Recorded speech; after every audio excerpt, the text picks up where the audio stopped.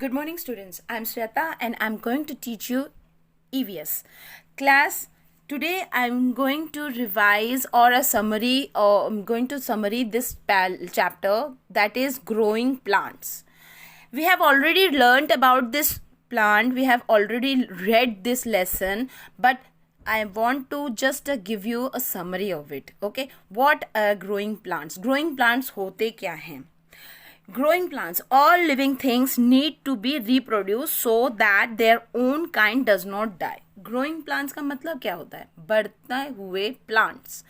क्यों बढ़ना चाहिए? क्योंकि हर एक जीने वाली चीज़ों को बढ़ने की ज़रूरत होती है, रिप्रोडक्शन की ज़रूरत होती है, ताकि उनका अपना काइंड, उनका जैसा स्पीसी ख़त्म ना हो. ठीक है. सो इस तरह के प्रोसेस को हम कहते हैं रिप्रोडक्शन. प्लांट्स में रिप्रोडक्शन के कई तरह के होते हैं, जैसे कि सीड्स के द्वारा, स्पोर्स के द्वारा, different parts of the body, part of the mother plant. Seeds, आप तो ये तो जानते ही हो कि बेटा खेतों में क्या करते हैं, बीज डालते हैं और फिर खेती होती है, तो सीड्स के द्वारा खेती, रिप्रोडक्शन होता है. स्पोर्स, बीजाणुओं के द्वारा मतलब होता है, मैं आपको आगे समझा दूंगी.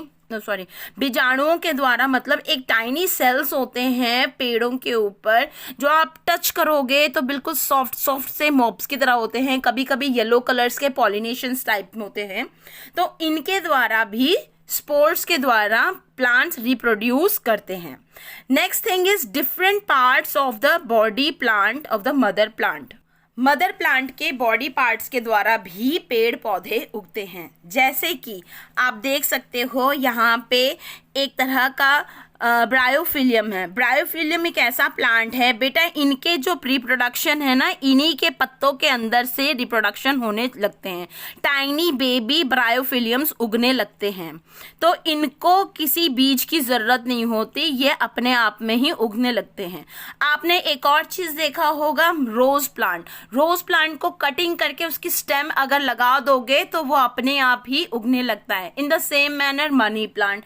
इस तरह के प्लांट्स को हम लोग कहते हैं बॉडी पार्ट से उगने को. ठीक है, इस तरह के प्लांट्स को हम प्लांटेशन को कहते हैं वेजिटेटिव प्रोपगेशन, वनस्पति प्रचार, वनस्पति के द्वारा रिप्रोडक्शन होना. ठीक है क्लास. नेक्स्ट हमारा आता है structure of a seed. Structure of a seed, बेटा सीड जो होता है ना, बीज कैसे कितने प्रकार के होते हैं. पहले तो बीज का ऊपर का ब्राउन कलर का कोटिंग होता है, जिसे हम सीड कोट कहते हैं. उसके अंदर एक छोटा सा टाइनी बेबी प्लांट होता है, जिसको हम एम्ब्रियो कहते हैं. एंड कॉटिलिडन बेटा एक तरह का और आइटम होता है उसके अंदर का, जिसे हम लोग बाद में, जैसे आपके लिए राजमा ले लीजिए. राजमा लेने के बाद आप उबाल लेते हो, तो राजमा का ऊपर का जो मोटा गुद्दा सा होता है, उसको हम खाते हैं. तो that is a food for the baby plant, उसको हम कहते हैं कॉटिलिडन. ठीक है, अंदर बेबी प्लांट को बढ़ने के लिए खाना चाहिए, और वो जो गुद्दा होता है पानी में भिगो के सॉफ्ट हो जाता है, और वो बेबी प्लांट के लिए बहुत अच्छा होता है. तो ये है आपका स्ट्रक्चर ऑफ अ सीड. ठीक है, अब आता है जर्मिनेशन. जर्मिनेशन किसे कहते हैं? जर्मिनेशन के मतलब होता है अंकुर फूटना या स्प्राउटिंग. कभी आपकी मम्मी ने देखा होगा कि चने को अंकुर फूटने के लिए भिगो के रख देती है, और उसमें से देखा होगा स्प्राउटेड दालों की तरह जड़ निकलते हैं, और फिर उसको थोड़ा सा मम्मी कच्चा ही प्याज व्याज डाल के खूब अच्छा सा देखती है. तो दैट इज जो पत्ते होते हैं ना, जो बीज निकले होते हैं आपका चने में से, उसको हम कहते हैं जर्मिनेशन. उसके अंदर से जड़ निकलना प्लस उसके ऊपर से उसका अपना शूटिंग सिस्टम निकलना. ठीक है, पेड़ का दो अंग होते हैं. एक होता है ऊपर को जाता है, जिसे हम शूटिंग सिस्टम कहते हैं, और जो जमीन के नीचे जो फैलता है उसको हम कहते हैं रूटिंग सिस्टम. इस प्रोसेस को हम कहते हैं जर्मिनेशन. ठीक है क्लास. अब जर्मिनेशन करने के कुछ कंडीशंस होते हैं, जैसे कि पहला है वाटर. बेटा जर्मिनेशन के अंदर करने पे टाइम पे पानी बहुत ज़रूरी होता है, एयर ज़रूरी होता है, और सनलाइट. ठीक है, आपने जर्मिनेट स्प्राउटेड जब मम्मी करती है, आपको मैंने एक एक्टिविटी भी दिया था, मैंने आपको बोला था चना और राजमा को जर्मिनेट करने के लिए।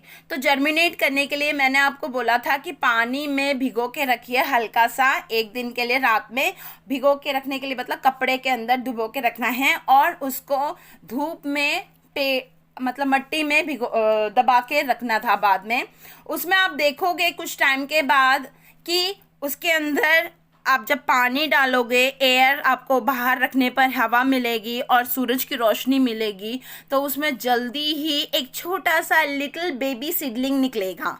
ठीक है, एक छोटा सा बेबी प्लांट निकल आएगा। तो जब बेबी प्लांट तभी निकलता है, वही चीज़ अगर आप घर के अंदर बीजों को रखोगे तो उसमें से कुछ नहीं उगेगा। तो इस एक्सपेरिमेंट से ये पता चलता है कि बाहर आप पेड़ को रखते हो तो और पानी डालते हो, हवा और उसको सूरज की रोशनी से वो बेबी प्लांट सीड में से निकल आता है। ठीक है क्लास, ये आपका हो गया कंडीशंस जो जर्मिनेशन के लिए ज़रूरत होती है। हाँ जी, अब हम करेंगे जर्मिनेशन ऑफ अ सीड। बेटा मैंने जैसा आपको बताया है, जर्मिनेशन करने के लिए पानी की ज़रूरत होती है। पानी बीज को सॉफ्ट करता है और उसके अंदर के बेबी प्लांट को बाहर निकाल के बाहर लाता है। तो ऊपर जाने वाले टाइनी शूट को हम कहते, A tiny root called radical comes out and grows downwards into the soil. बेटा रेडिकल कहते हैं जिसे रूट्स जाते हैं नीचे ज़मीन के अंदर, जो बेबी प्लांट में से निकल के बाहर जड़ों को जाता है, उनको हम जड़ों को हम रेडिकल कहते हैं। और सूरज की तरफ जो पेड़ उग के आता है उसको हम कहते हैं प्लूम्यूल। ठीक है, तो इसीलिए हम लोग कहते हैं रेडिकल को आपका बोला जाता है रूट सिस्टम एंड प्लूम्यूल को हम कहते हैं शूट सिस्टम। ठीक है क्लास, तो शूट सिस्टम मतलब शूटिंग करने के लिए ऊपर सूरज की तरफ जाता है, और रूट सिस्टम जड़ों के मट्टी के अंदर जाके पानी एब्जॉर्ब करने के लिए नीचे जाता है। ये चीज़ आप लोगों ने देखा होगा, ये आपको एक्टिविटी में मैंने दिया था। ठीक है, ये एक्टिविटी में दिया था करने के लिए कि आपको ऑब्जर्व भी करना था और उसका फ़ोटो खींच के मुझे भेजना था। ठीक है, ये आपका जर्मिनेशन प्रोसेस कहलाते हैं। अब जर्मिनेशन करने से पहले डिस्पर्सल भी होता है, मतलब बीजों को बिखेरना। बीज कैसे एक जगह से दूसरी जगह बिखेरते हैं, जैसे कि पहला हो गया आपका विंड, हवा के द्वारा। बेटा ये डैंडेलियन फूल हैं, जो इनके जो छोटे छोटे पर जैसे होते हैं, बिल्कुल ऐसा लगता है रुई इनमें फंसी हुई है, उनके नीचे देखोगे तो बीज होते हैं। तो ये हवा के द्वारा दूसरी जगह जाके गिर के वहाँ पे जर्मिनेट होते हैं, दूसरी जगह वो ग्रो करते हैं। नेक्स्ट आपका आ गया वाटर। समुद्र के किनारे आपने देखा होगा नारियल के पेड़ और अनेक प्रकार के, नदी किनारों के पीछे भी आपने देखा होगा अनेक प्रकार के पेड़। बेटा ये कैसे निकल के आते हैं? पानी के द्वारा। जब पेड़ का, नारियल का जब सूखा खोल गिर जाता है और वो पानी के द्वारा जमीन पर, तो पानी के बहाव से, देखिए क्लास आप देख सकते हो, पानी के बहाव से ये सूखा नारियल बहता बहता दूसरी जगह जाता है और उसमें से अंकुर फूट के एक नारियल का पेड़ उग जाता है। तो पानी भी एक तरह का डिस्पर्सल करता है बीजों का। उसके बाद आपका आ गया animals and human beings. Human beings तो करते ही हैं, अपने हाथ से, मशीनों से बीजों का स्प्रेड करते हैं। डिस्पर्सल मतलब स्प्रेड करते हैं। एनिमल्स कैसे करते हैं?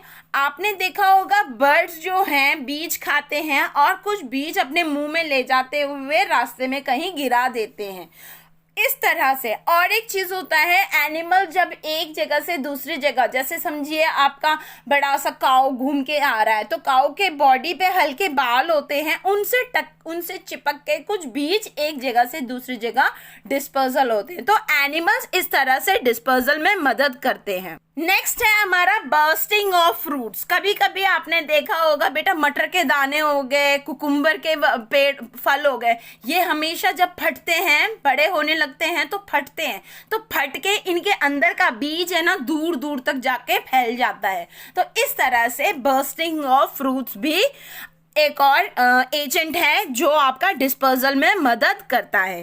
अब हम पढ़ेंगे प्लांट्स फ्रॉम अदर कंट्रीज। बेटा कुछ ऐसे प्लांट्स हैं जिनको हमने दूसरे कंट्रीज से लाए हैं, जैसे कि पोटैटो पेरू का है, व्हीट सीरिया का एंड टर्की का है, कॉफ़ी हमारे इथियोपिया का है, एप्पल चाइना का है, ऑनियन पर्शिया का है, और सनफ्लावर आपका नॉर्थ अमेरिका का है, वाटरमेलन साउथ अफ्रीका का, और बहुत सारे हैं जैसे कि क्लोव्स मतलब लौंग, और पेपर काली मिर्च, सिनामन, ये दोनों क्लोव्स और पेपर इंडोनेशिया का, सिनेमन जो दालचीनी है वो आपकी श्रीलंका के हैं। तो कुछ स्पाइसेस जो हैं जो बाहर देश से भी लाए गए हैं, हमारे भारत में नहीं उगते। सबसे मेन तो चाय है। तो चाय जो हमारे भारत को लाई गई है चाइना से, ठीक है बेटा। चाइनीज बहुत फेमस हैं चाय पीने में। वही लोग हमारे यहाँ जब ट्रेडिंग करने लगे तो वो अपने साथ ये चाय भी लेके आए थे।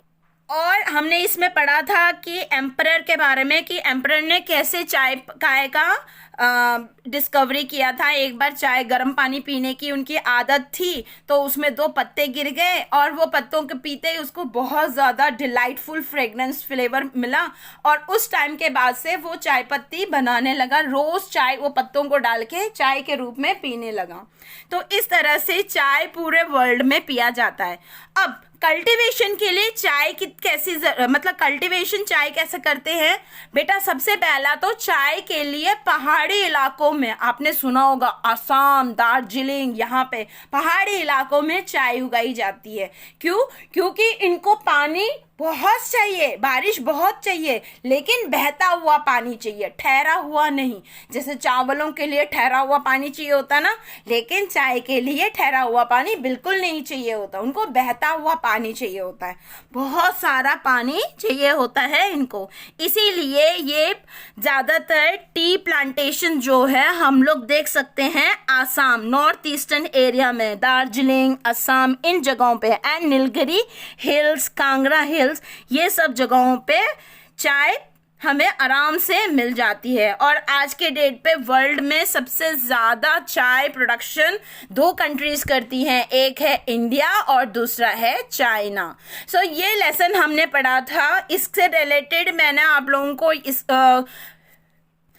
इससे रिलेटेड हमने क्वेश्चन आंसर्स और एक्सरसाइजेज, न्यू वर्ड्स हमने कॉपी में कर लिया है।